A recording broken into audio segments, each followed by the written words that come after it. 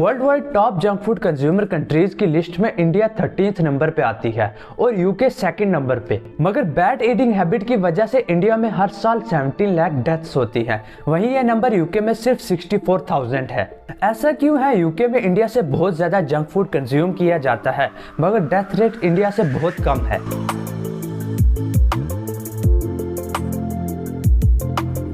Currently India में parties, marriages, picnics and functions में आपको बहुत बड़े अमाउंट में जंक फूड देखने को मिल जाएगा। प्रोसेस्ड फूड हमारी डेली रूटीन का हिस्सा बन चुका है। सुबह उठने से लेकर रात को सोने तक हम बहुत बड़े अमाउंट में कैलोरीज प्रोसेस्ड फूड के थ्रू गेन करते हैं। ये जो प्रोसेस्ड फूड हम इतने मजे से खाते हैं, क्या होगा अगर मैं कहूँ ईटिंग जंक और processed food is worse than smoking?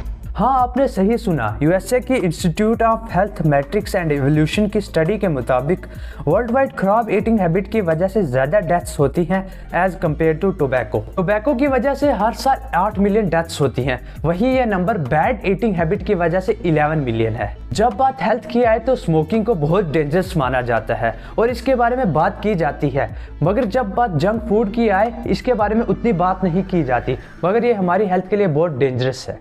पहले के टाइम पे junk food and obesity west की प्रॉब्लम हुआ करती थी, but nowadays it is becoming India's reality. India में हर 4 में से एक इंसान ओबेसिटी यानी मोटापे या डायबिटीज का शिकार है। लास्ट 3 डेकेड्स में इंडिया में ओबेसिटी रेट बहुत तेजी से ग्रो हुआ है। अगर ऐसा ही चलता रहा तो 2035 तक इंडिया में ओबेसिटी रेट 80% इंक्रीज कर जाएगा। इसके पीछे बहुत से रीजन है, बट मेनली अनहेल्थी डाइट और जंक फूड इसका रीजन है। कोई भी ऐसा फूड जिसमें हाई अमाउंट में शुगर, सॉल्ट, फैट और ऑयल हो, वो जंक फूड की कैटेगरी में आता है। डॉक्टर अंजलि के अकॉर्डिंग कोई भी फूड आइटम हम कंज्यूम करते हैं उसका डायरेक्ट असर हमारी हेल्थ पर पड़ता है, जिस वजह से जंक फूड बहुत सी हेल्थ इश्यूज को लीड करता है। ऐसी डाइट जिसमें high amount of sugar and carbohydrate हो, उसकी वजह से वेट गेन होता है और कुछ केसेस में तो ओबेसिटी को लीड करता है। ओबेसिटी एक बीमारी है जो 200 से भी ज़्यादा मेडिकल प्रॉब्लम्स को लीड करती है, such as cancer, diabetes, sleep apnea. और कोई भी ऐसी डाइट जिसमें हाई अमाउंट ऑफ सॉल्ट हो, वो ब्लड प्रेशर को इंक्रीज कर सकती है और हार्ट एंड किडनी के रिलेटेड प्रॉब्लम्स को लीड कर सकती है। मैं इस आर्टिकल का लिंक डिस्क्रिप्शन में दे दूंगा, आप उसको चेक कर सकते हो, काफ़ी वैल्यूएबल इंफॉर्मेशन है उसमें। पिछले 10 से 15 सालों में इंडिया में breakfast cereals and potato chips consumption 3 गुना बढ़ गया है और स्वीट्स एंड ड्रिंक्स की सेल्स 2 गुना बढ़ गई है। वेस्टर्न ब्रांड्स के लिए इंडिया एक इमर्जिंग मार्केट है। प्रोसेस्ड फूड की सेल्स 2009 में $6.2 बिलियन की थी और 2022 में ये नंबर बढ़कर $32 बिलियन हो गया है। और इन कंपनीज के मेन टारगेट्स हैं Whenever we go to a party, suppose a birthday party of one friend, there'll be various junk food items such as Coke, Pepsi. I really enjoy Maggi and like noodles and ramen. Burger King, McDonald's, Maggi, pasta, chips, burger, pizza.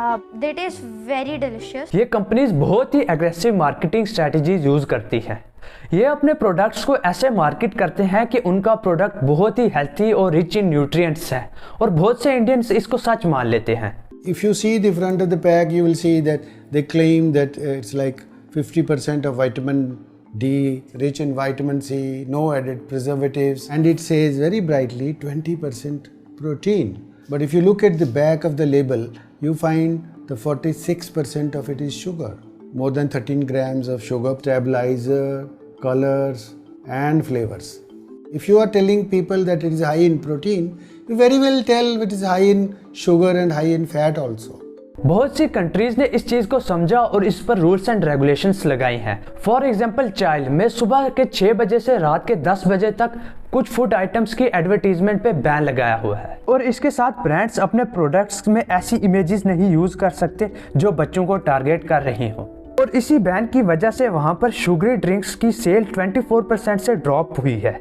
और ऐसे ही rules India में भी लगाए जा सकते हैं जिससे obesity rate कम किया जा सके, क्योंकि ये एक कंट्री की इकोनॉमी को इम्पैक्ट करता है। ओबेसिटी की वजह से हेल्थ केयर कॉस्ट बढ़ता है और प्रोडक्टिविटी लॉस होती है। बात की जाए जापान की तो वर्ल्ड में सबसे ज्यादा लॉन्ग लिविंग पीपल जापान में रहते हैं। उसका रीजन ये है कि स्कूल में बच्चों को एजुकेट किया जाता है about good eating and bad eating habit. उनको फ्री चेकअप्स ऑफर किए जाते हैं, free health care for every citizen. वहाँ के लोग अपनी हेल्थ को लेकर काफ़ी सीरियस होते हैं। वो बैलेंस डाइट लेते हैं जिसमें प्रॉपर न्यूट्रिएंट्स होते हैं like pulses, fruits, vegetables and cereals, और मंथली चेकअप करवाते हैं जिस वजह से उनकी हेल्थ अच्छी रहती है। और उनकी लाइफ एक्सपेक्टेंसी 84 इयर्स है जो कि दुनिया में सबसे ज़्यादा है। वीडियो की स्टार्टिंग में मैंने एक बात बोली थी, ऐसा क्यों है यूके में इंडिया से बहुत ज़्यादा जंक फूड कंज्यूम किया जाता है मगर डेथ रेट इंडिया से बहुत कम है। उसका ये रीज़न है कि यूके में हाइजीन बेटर है, फूड प्रोडक्ट क्वालिटी बेटर है इंडिया से, और वहाँ के लोगों में काफ़ी अवेयरनेस है हेल्थ के रिलेटेड। वो प्रॉपर चेकअप करवाते हैं, बैलेंस डाइट लेते हैं। इस वजह से यूके में बहुत कम डेथ्स होती हैं बैड ईटिंग हैबिट की वजह से। What we are missing out is, working at community level with children, with parents, families, to create an environment for healthy eating and sustainable food environments. आपको ये चीज़ समझनी होगी कि आप जो भी कंज्यूम करते हो उसका आपकी हेल्थ पर डायरेक्ट असर पड़ता है। मैं ये नहीं बोलूँगा कि आप टोटली जंक फूड को छोड़ दो, मगर आप उसकी क्वांटिटी कम कर सकते हो, क्योंकि कोई भी चीज़ जब ज़्यादा अमाउंट में कंज्यूम की जाए वो नुकसान देती है। एट द एंड हमें खुद अवेयर होना पड़ेगा और दूसरों को भी अवेयर करना होगा अबाउट देयर हेल्थ, क्योंकि इंडिया में लोगों को तब भी हेल्थ की इंपॉर्टेंस समझ में आती है जब वो हॉस्पिटलाइज्ड होते हैं। इस वीडियो को अपने फैमिली और फ्रेंड्स के साथ ज़रूर शेयर करें ताकि उनको भी इस चीज़ के बारे में पता चल सके। और इसी तरह इंस्टाग्राम की वजह से यंगस्टर्स आज डिप्रेशन और एंजाइटी का शिकार हो रहे हैं। लेफ्ट वाली वीडियो पे क्लिक करो, मैं मिलता हूँ आपसे वहाँ पर।